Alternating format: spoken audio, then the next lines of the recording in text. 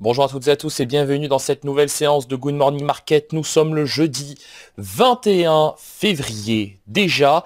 Et pour aujourd'hui, nous avons des marchés qui poursuivent leur marche en avant, qui continuent de progresser grâce aux avancées commerciales sino-américaines. Alors visiblement, les parties semblent esquisser, dessiner les contours d'un futur accord commercial.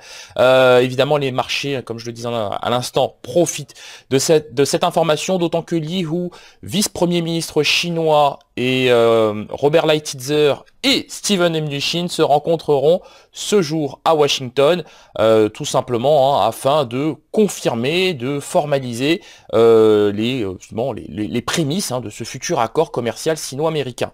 L'autre point qui soutient évidemment les marchés ce matin, vous l'aurez deviné, c'est la Réserve fédérale et ce compte-rendu de la dernière réunion de politique monétaire publié hier soir à 20h. Alors dans celui-ci, on a bien appris que la Réserve fédérale se montrerait patiente en matière de relèvement de taux et en matière de contraction de son bilan, puisque d'après le compte-rendu, il n'y a pas d'urgence à ce que la Réserve fédérale américaine réduise la taille de son bilan, qui est aujourd'hui estimé à peu près 4 000 milliards de dollars, contre 4 500 milliards de dollars à la mi-2017.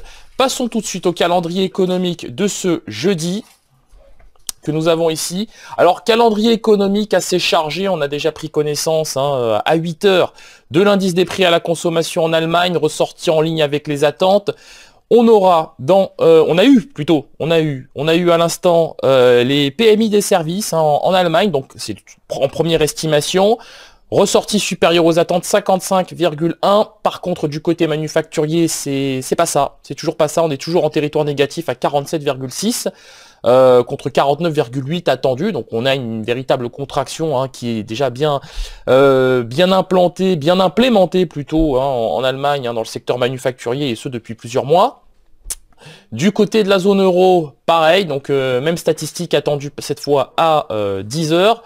On aura aussi les minutes de la Banque Centrale Européenne, minutes très attendues, publication attendue ce jour à 13h30.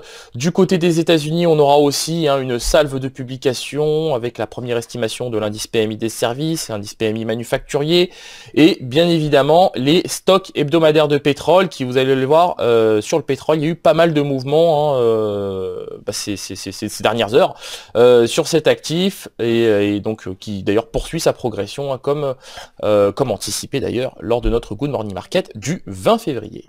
Voilà, l'indice S&P 500, voilà, pas de surprise, la marche en avant se poursuit, toile de fond très haussière, très saine aussi d'ailleurs, en unité de temps journalière. Donc objectif de 2800 points à court terme, à plus long terme ou plutôt à moyen terme, pourquoi pas un retour sur le niveau des 2820.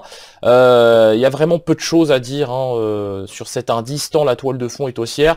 On a du mal à imaginer un retour sur le niveau des 2737 ou même 2750 pour l'heure. Tous les indicateurs techniques et même macroéconomiques, les indicateurs macroéconomiques de court terme sont au vert. Donc c'est pour cette raison que nous conservons notre biais acheteur sur cet indice S&P 500 en direction des 2800 points. Enchaînons avec le DAX 30 qui lui aussi, sans grande surprise, progresse grâce à ses avancées commerciales et à ce compte-rendu hier publié de la Réserve fédérale. Alors ce qui est intéressant, c'est que le ralentissement du secteur manufacturier au mois de février en Allemagne n'a pas d'incidence majeure ou de conséquences majeures à court terme sur les cotations du DAX 30. Bien au contraire, on a une résilience qui se met en place autour du support des 11 430, soit cette moyenne mobile aussi à 21 périodes. Alors on a identifié une zone de consolidation d'à peu près 30 points entre les 11 400 et 11 430. Pour l'heure, donc cette zone de consolidation, on ne risque pas de la revoir tant qu'on n'aura pas cassé cette moyenne mobile à 21 périodes. Alors ça, en cas de cassure plutôt de cette moyenne mobile, on reverra cette zone de consolidation, 11 430, 11 400. Maintenant, dans le cas contraire et en cas de résilience des cotations, typiquement si on a une bonne statistique dans 30 minutes sur les indices PMI des services et indices PMI manufacturiers, nous pourrions très bien revoir les 11 445 et peut-être même le niveau des 11 450 points sur cet indice DAX 30. L'euro-dollar, donc l'euro-dollar qui lui aussi sans grande surprise poursuit sa progression, donc pour des raisons techniques cette fois-ci. Alors on a un dollar qui perd du terrain, ça c'est un mouvement qui est implémenté depuis bientôt une semaine sur cette paire euro-dollar. Alors vous voyez qu'ici on progresse, on a des prix qui se sont affranchis de la moyenne mobile à 21 périodes. Maintenant, dans ce contexte, on peut très bien tabler sur un retour à 1,1370 et par la suite à 1,14 évidemment dollars pour 1 euro. Le pétrole et le WTI en l'occurrence qui évolue sur des plus hauts de 3 mois. Donc on voit que sur le WTI, on a de plus en plus confiance, alors notamment dans cette résolution commerciale sino-américaine. Par ailleurs, on a aussi les sanctions américaines sur le Venezuela qui soutiennent les prix, puisque qui dit sanctions américaines sur le Venezuela dit baisse de l'offre en provenance du Venezuela. Ajoutez à cela la réduction de la production de l'Arabie Saoudite.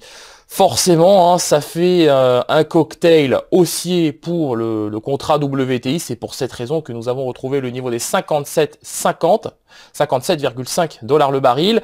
D'autant que l'American Petroleum Institute a fait état d'une légère hausse des stocks de brut pour la semaine terminée au 15 février. Des stocks estimés en hausse de 1,2 million de barils, donc à confirmer ce jour avec le département de l'énergie américain. Toujours est-il que sur le plan technique, la toile de fond est quand même très positive et nous ne changeons pas de notre fusil d'épaule. Nous restons acheteurs de cet actif en direction des 60 dollars le baril. Terminons cette analyse matinale avec la paire USD-Yen qui progresse, alors lentement mais sûrement, 110,7 yens pour 1 dollar au moment où nous nous parlons.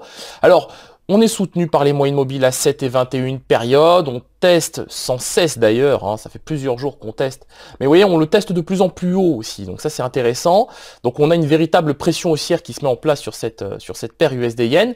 Pourquoi pas un retour sur la fourchette 111,35 à 111,7. Alors il y a encore un peu de chemin à faire, mais nous sommes très clairement confiants sur cette paire USD-Yen. Nous ne voyons vraiment pas à court terme comment le yen pourrait se renforcer face au dollar. Alors il faudrait véritablement un événement de marché non attendu, non anticipé. Mais pour le moment, voilà, on n'en est vraiment pas là, donc on reste haussier sur cette paire USD-Yen en direction de la fourchette 111,35, 111,7 yens pour 1 dollar.